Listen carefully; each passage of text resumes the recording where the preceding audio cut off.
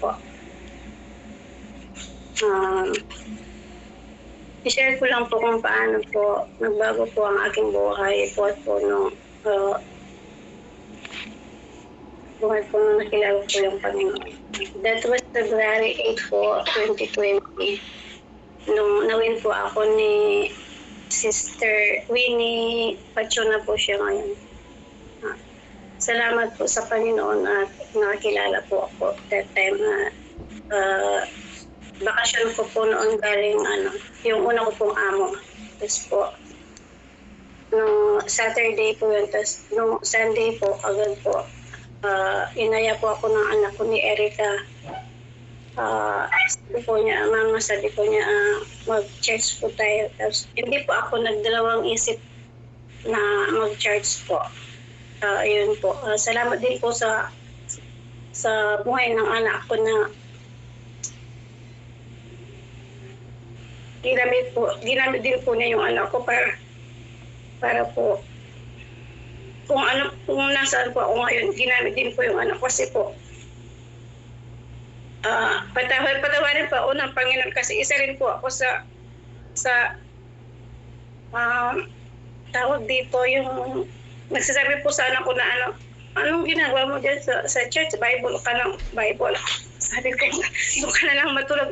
Sabi ko, nakarating pa po sa time na nasabi po yung anak ko na, doon ka na lang kaya matulog. Sabi ko, puro ka na lang doon sa church. Ano ba ginagawa mo doon? Sabi ko po, kasi po yung time po na wala po ako sa Panginoon do. Kilala ko po yung Panginoon. Alam ko po na, kasi po dati po na akong nagsisimba rin po kasi dati Katoliko po. Pero hindi po ganun po kalalim yung pagkakilala ko po sa Panginoon. Nagpapasalamat po ako sa Panginoon. Ngayon, i-share ko po kung paano po bago yung buhay ko. Dati po kasi madali po maginit yung ulo ko. Tapos palamara din po ako. Hindi ko po yung po mura para po lang ba yung salita lang ba na walang expression lang ba po.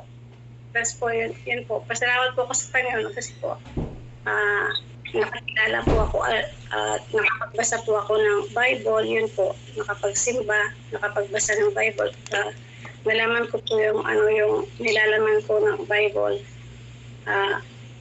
Dito rin po yung yung gaya po yung pagpapatawad po. I-share ko lang po yung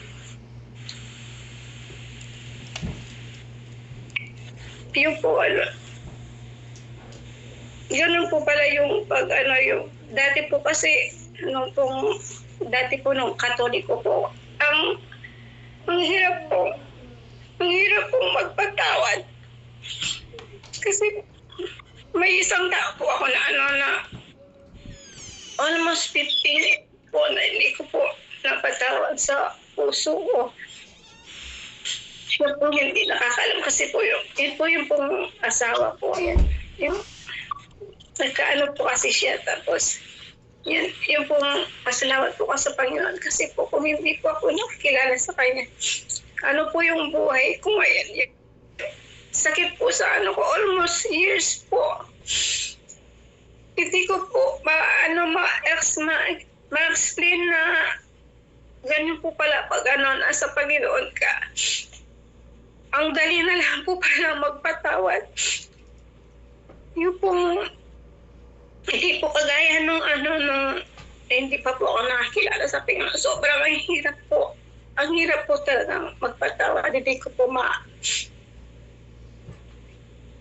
po ma-explain na ganun po yung magagawa po ng Panginoon sa buhay ko po.